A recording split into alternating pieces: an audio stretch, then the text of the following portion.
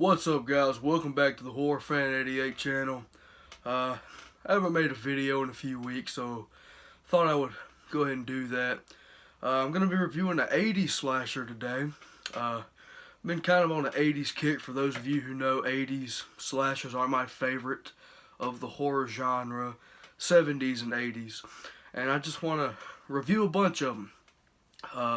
As many as I have. And there are some that I'm gonna review anyway, like My Bloody Valentine. I know Valentine's Day just passed, but I don't really want to wait a whole nother year just to review it. So I'm gonna review it anyway. But I thought today we would start off with, in my opinion, one of the most underrated slashers, and that would be 1981's The Prowler.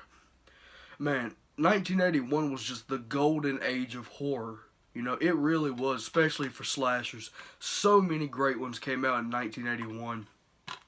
And this is one of them. So, this movie was directed by Joseph Zito, who also did Friday the 13th, The Final Chapter. In my opinion, the best Friday the 13th film. And you have the makeup effects by Savini in this as well. And man, he does an incredible job in this movie. So, the plot pretty much, the movie opens up in 1945, and you know, everybody's getting back from the war, and this character, you don't really know him, he gets a Dear John letter from his girl Rosemary, and she's pretty much breaking up with him. She says stuff like, "You're just gone too long, I hope you understand," and then she's pretty much with another guy instantly.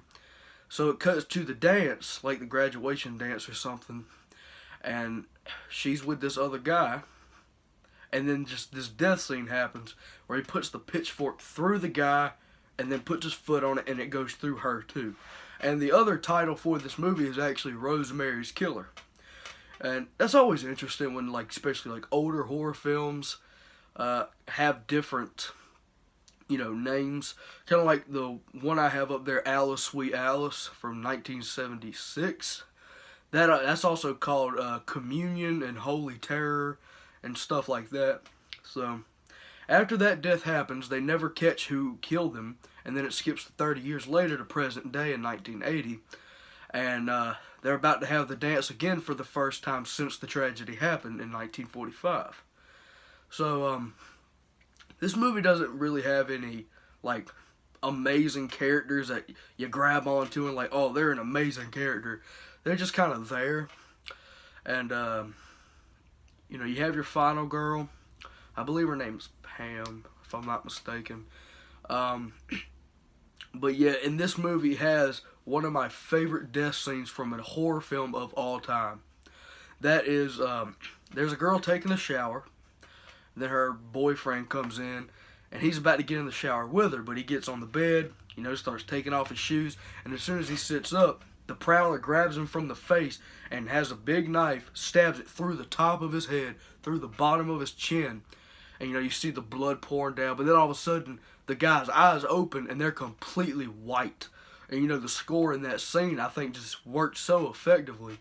It was very creepy, and you know, you probably can't see it that well, but there's a little snapshot of it right there. Yeah, his eyes just turned completely white. And it's just very creepy.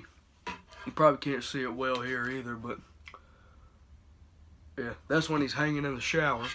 But also, the Prowler leaves a rose with every person he kills.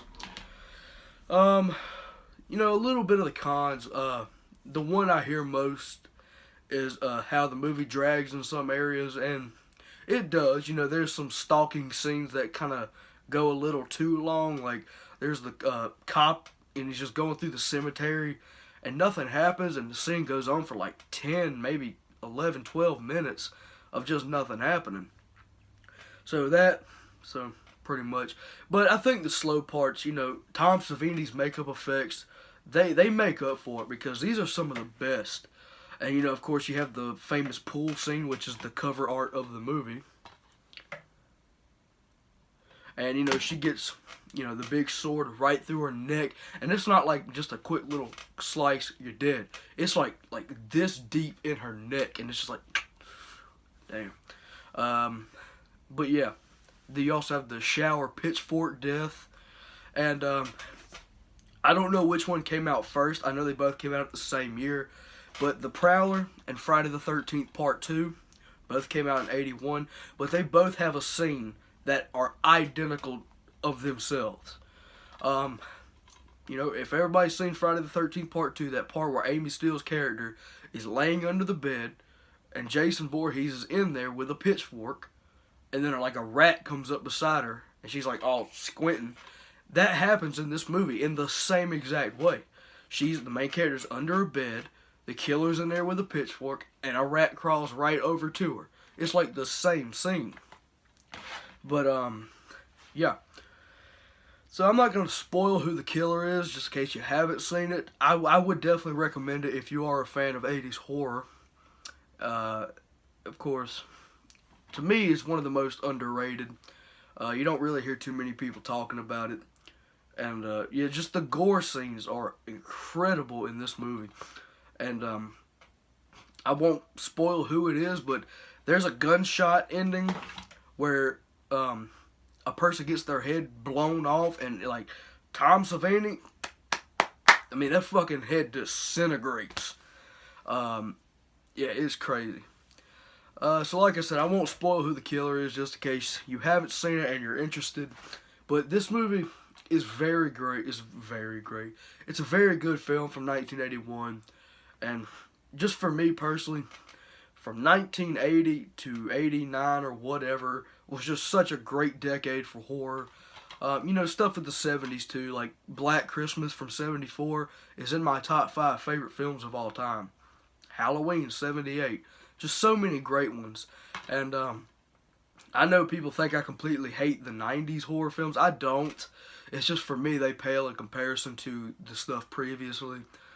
But yeah, I guess with that being said, highly recommend this movie. If you haven't seen it, definitely check it out.